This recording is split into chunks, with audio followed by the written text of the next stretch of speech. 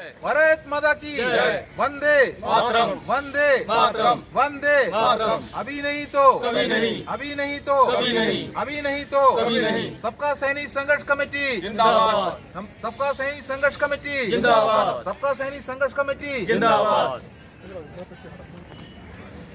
मेरी तरफ से सभी को राम राम, सत श्री अकाल, अस्सलाम वालेकुम। मैं जनक फौजी जंतर पर मौजूदा हूँ और यहाँ पर कुछ पंजाब से एक टीम आई हुई है मोगा से सर मोगा से आए हुए हैं और इनसे बातचीत करते हैं पंजाब में क्या क्या तैयारियाँ चल रही हैं और इन्होंने कोई नए पोस्टर भी लगे हैं, आज इनके बारे में भी थोड़ी चर्चा करेंगे। सत श्री अकाल सर, आप बताइए कि क्या क्या तैयारियाँ चल रही हैं पंजाब में और आप गवर्नमेंट को क्या संदेश देना चाहते हैं। 22 तारीख को सर रैली है, साइकिल रैली जो मोगे से होकर फिरोजपुर जाएगी। अच्छा जी। इसको डीसीपी करेगा सर, मार्च करेगा उधर। डीसीपी मार्च करेगा? हाँ, वो मार्च करेगा, डीसी मार्च करेगा सर। अच्छा। और वो फिरोजपुर जाएगी। ठीक है। हाँ, और कुछ बताना चाहोगे जनता को?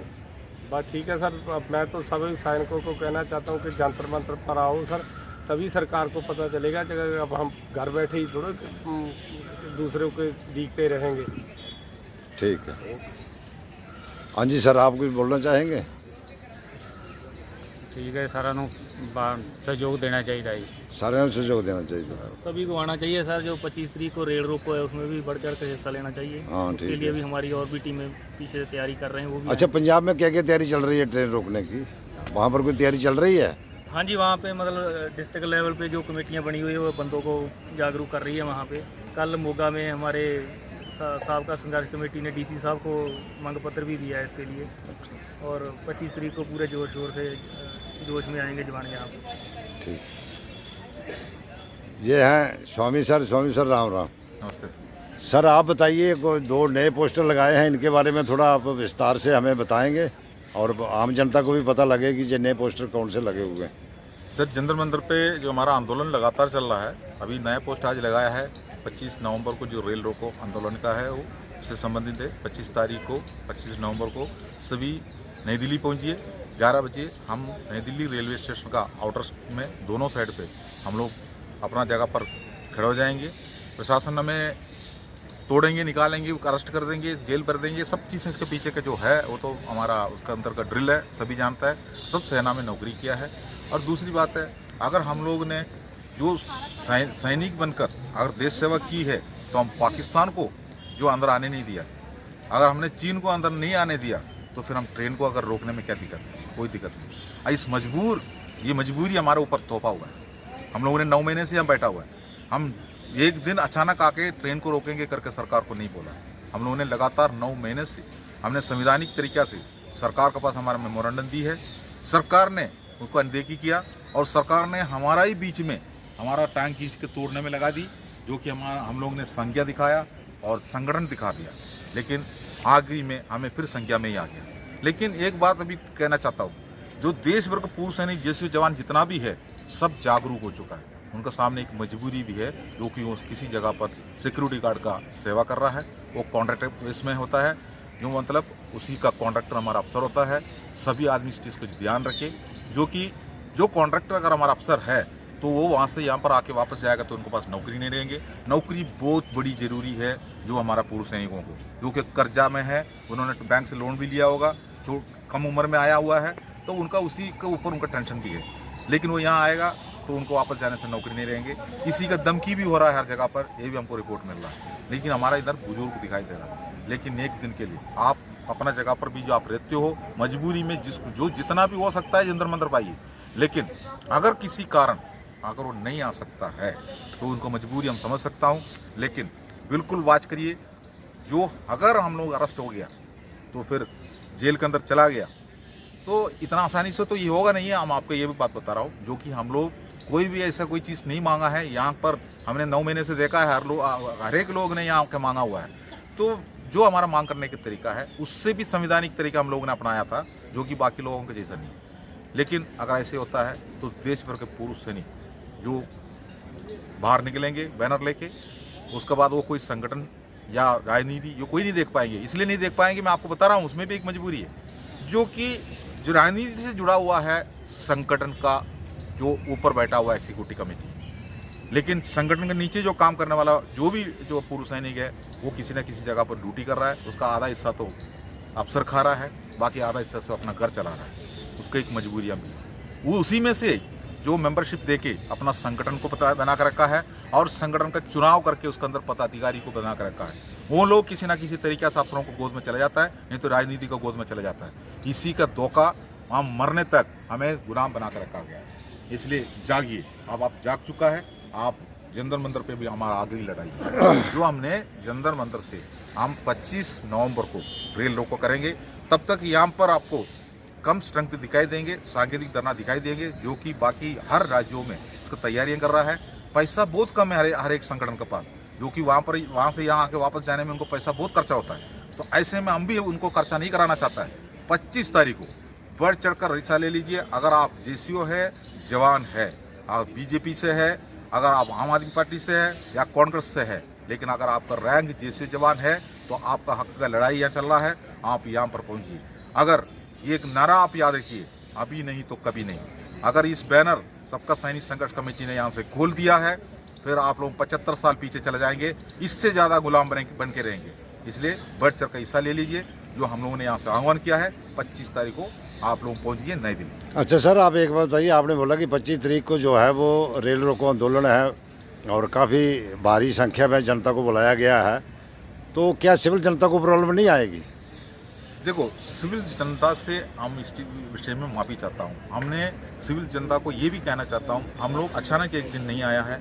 हम 9 महीने से यहाँ बैठा हुआ है, जो हम सरकार को हमने जगाने की कोशिश किया, लेकिन आम जनता में प्रॉब्लम जरूर आएंगे। हमने अगर मान लो आउटर में गाड़ी रोक दिया तो वो गाड़ी प्लेटफॉर्म नहीं पहुँचता है, तो उसके अंदर बैठा हुआ लोगों को जो पानी का या उनका खाने पीने का दिक्कत पड़ेगा। लेकिन आउटर में गाड़ी रुकता है तो उसके पीछे जितना भी जो सिग्नल्स है वो भी बंद हो जाएंगे। तो ये तो एक रेलवे का तरीका है जो एक सुरक्षा को ऊपर आता है। हम मजबूर हैं, लेकिन हमारा जो पूर्व सैनिक वहाँ लाखों में होंगे, कम से कम 2-3 लाख जो पूर्व सैनिक 3 लाख तक यहाँ पर पहुँचेंगे, हमें पता है। उसका आंकड़ा हम लोगों ने तैयार किया है। ये वहाँ सेवा करेंगे। हम सेना में भी सेवा कर रहे थे, वो वहाँ पर ट्रेन के अंदर हमारा जो वहाँ पर जो माता बहनें जो बैठा हुआ है उनको वो पानी पिलाएंगे, खाना खिलाएंगे, सब बंदोबस्त हम करेंगे। माफ़ी चाहता हूँ, दोनों हाथ जोड़ते हुए हमें ये सेवा करेंगे, क्योंकि हम सैनिक थे, हम देश का सेवा कर रहे थे। आज हम मजबूर थे, हम सेवारत थे। उस टाइम पर हम एक दूसरा तरीका का मजबूर थे। आप सेवानिवृत्त होने के बाद भी हमको हमारा गुलामी से बचना भी है, हमारा परिवार को भी बचाना जरूरी है। जो कि पेंशन अगर इतना बड़ा बोझ है तो हमारे एक वर्ग को इतना देने की जरूरत ही नहीं था। वापस ले लो, उनसे वापस ले लो। अगर जो हमारा नेता जितना भी है वो भी एक नेता, एक मिनिस्टर 8-8, 10-10 पेंशन ले रहा है, वापस दो ना। जो कि हमने गोली खाने के लिए तैयार थे, एक बार छुट्टी काट कर जो जाने वाला जो सैनिक, उनके पास कोई गारंटी नहीं है वापस आएंगे।